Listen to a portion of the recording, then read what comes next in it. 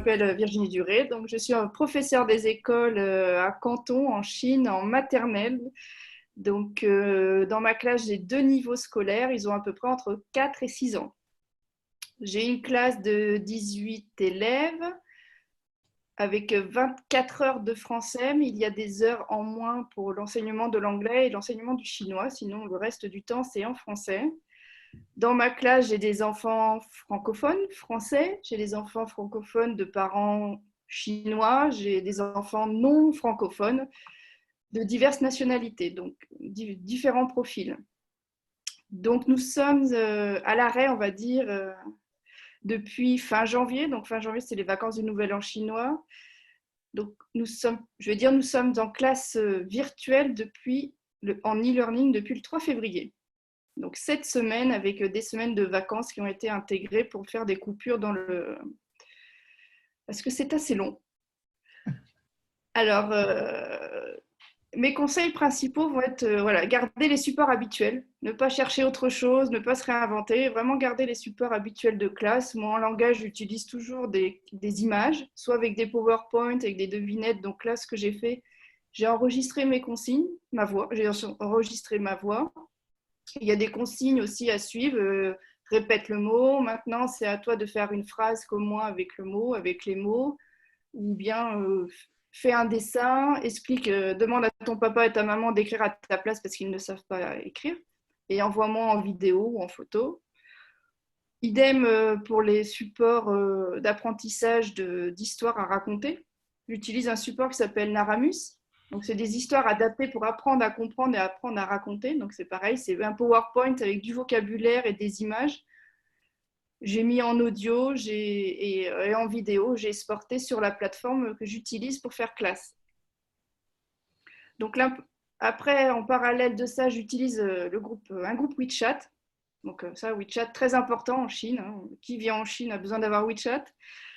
Les parents fonctionnent beaucoup par WeChat.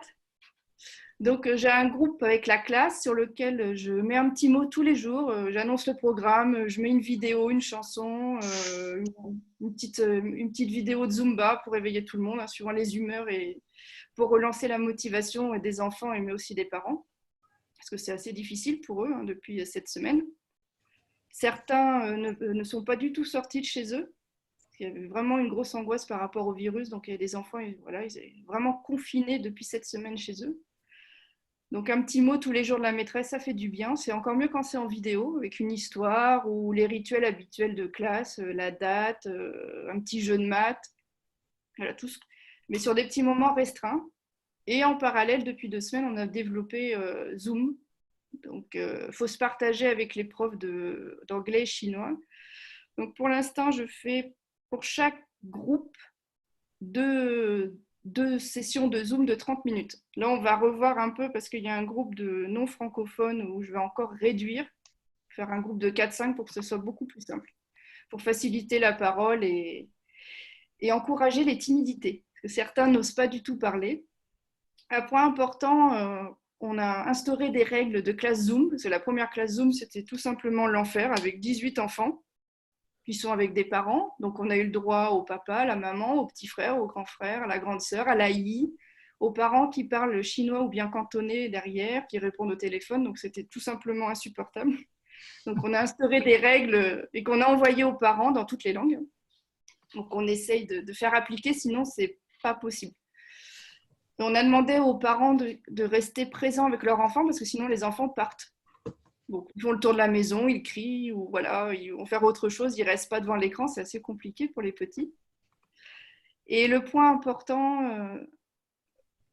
à chaque rendu de travail, que ce soit un petit dessin, féliciter l'enfant, l'encourager, lui dire que c'est très bien, voilà, toujours féliciter.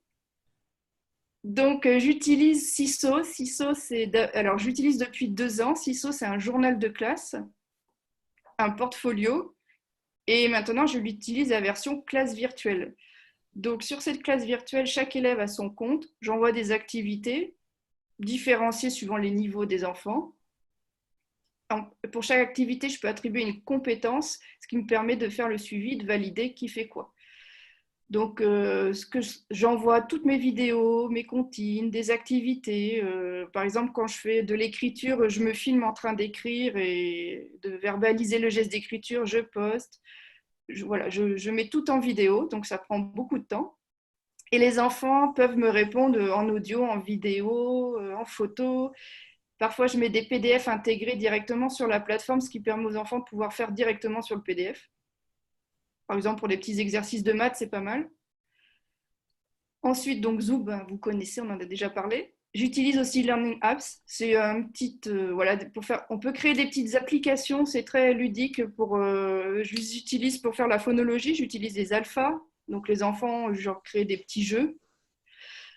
Les enfants peuvent eux-mêmes créer des apps. C'est vraiment très simple. Ensuite, j'ai mis en place une autre plateforme. Ça s'appelle Lalilo. C'est plus pour les élèves qui commencent à entrer dans l'apprentissage des sons et de la lecture. C'est un programme individualisé, c'est pas mal. Et donc WeChat. Donc ça, WeChat, l'incontournable en Chine. Est-ce que tu peux juste nous dire pourquoi tu as choisi Zoom plutôt que tout un tas d'autres systèmes qui existent? Alors, on a choisi Zoom parce que c'est gratuit. Voilà. Mais Zoom, en fait, c'est notre complément à nous pour garder un lien visuel avec les enfants et renouer avec la classe. En fait, le plus gros de l'apprentissage, c'est par Siso et par WeChat. Le Zoom, là, c'est 2 fois 30 minutes par semaine, donc c'est très peu. Hein. Ouais. Et c'est vraiment pour maintenir un lien. Par exemple, je demande aux élèves, je leur lance des petits défis. On a écouté la chanson Pirouette Cacahuète, donc ils devaient me fabriquer la maison en carton et les escaliers en papier. Donc, sur Zoom, ils ont tous montré avec plaisir leur maison. Ils ont expliqué comment ils avaient fait. Donc, voilà, c'est là. Le point positif de Zoom, on peut anticiper et prévoir, demander aux élèves de nous montrer quelque chose. C'est pas le gros des apprentissages, c'est vraiment là pour travailler le langage avec les copains aussi. Ça, c'est important de maintenir le climat de la classe. Donc là, sur les photos, vous voyez un exemple de ma bibliothèque d'activités CISO, donc des activités différentes. Donc parfois, je mets des photos, je mets des vidéos, je me mets en vidéo. Donc il faut accepter de montrer sa tête sous toutes ses coutures. Hein. Voilà. Et il faut accepter aussi que les parents nous voient faire classe. C'est pas voilà, c'est quelque chose soit accepté en maternelle, c'est pas forcément évident au début parce que quand on fait Zoom ou bien CISO, les parents sont présents avec les enfants et nous voient faire classe. Ouais. Ensuite, la deuxième photo, ce sont un exemple de réponse des élèves. Donc, on voit une petite qui a fait un calendrier, un petit garçon qui montre son dessin que j'avais demandé, dessine un château. Voilà, différents exemples de réponses, photos, vidéos. Et donc, moi, je dois autoriser et valider. Alors, à chaque fois, je mets un petit commentaire personnel audio à chaque enfant. Donc, ça aussi, ça prend du temps, mais je pense que c'est important. Ensuite, je vous ai mis une photo de la Lilo. Bon, c'est pas très concluant, mais si ceux qui ont des petites classes peuvent regarder, c'est assez intéressant. Et la dernière photo, c'est l'interface pour les enfants. En fait, quand ils reçoivent une activité, ils se connectent avec leur compte. Ils ont la consigne, ils cliquent sur la consigne. Et ensuite, ils doivent apporter la réponse. Donc, les projets qui font preuve, hein, des projets intéressants pour les enfants. Donc là, on peut regarder la vidéo. En fait, je leur avais après une histoire, je leur avais demandé de me raconter leur moment préféré. Donc, cette petite fille, ses parents sont tous les deux chinois. Donc, elle n'apprend le français que dans la classe. L'histoire, c'est le chapeau rouge et la poupée d'une maison. C'est trop mignonne. Je peux la remettre si tu me permets. Ah, mais c'est une paire, hein, cette petite.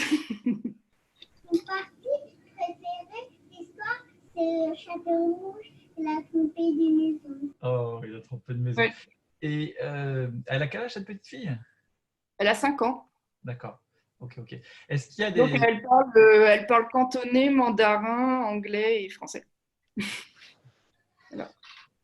C'est, voilà, sur ce profil de classe, c'est surtout ce que j'ai dans ma classe. Moi, des enfants qui sont déjà bilingues en arrivant en classe, au moins mandarin et cantonais. D'accord. Mais là, on a des parents qui suivent bien les enfants quand même. Hein. Oui, quand même. On est dans un milieu aisé, les parents arrivent à suivre les enfants. Il y a quelques décrocheurs, mais c'est voilà, parce que c'est quand même difficile. Il y a des familles qui ont plusieurs enfants, donc il faut trouver le temps pour tout le monde. Voilà, c'est un cadre assez compliqué. Donc les défis qui ont bien marché, des défis scientifiques. Pour chaque album que je leur ai présenté, j'aurais demandé un petit défi scientifique ou juste des dessins. ce qu'ils avaient envie de présenter, de m'envoyer en vidéo. J'aurais même fait demander ce qu'ils pensaient de l'école à la maison. Donc, ils m'ont dit qu'ils préféraient aller à l'école pour courir avec les copains. C'est bon, c'est Voilà. bon.